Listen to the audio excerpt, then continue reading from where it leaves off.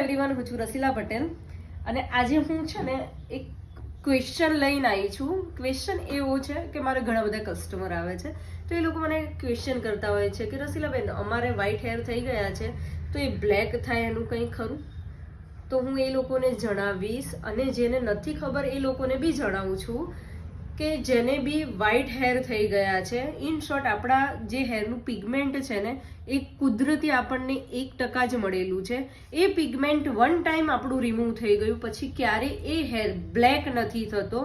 અને જે આપણે એવું વિચારીએ છીએ કે બ્લેક થાય એની માટે હું આ શેમ્પૂ વાપરું, આ નુસ્ખા કરું, તો સોરી, એની માટે તમે ઓનલી હેર મહેંદી અથવા હેર કલર કે તમે ડાય જે બી કરો છો એ વસ્તુથી જ તમારા હેરનો તમે કલર ચેન્જ કરી શકો છો.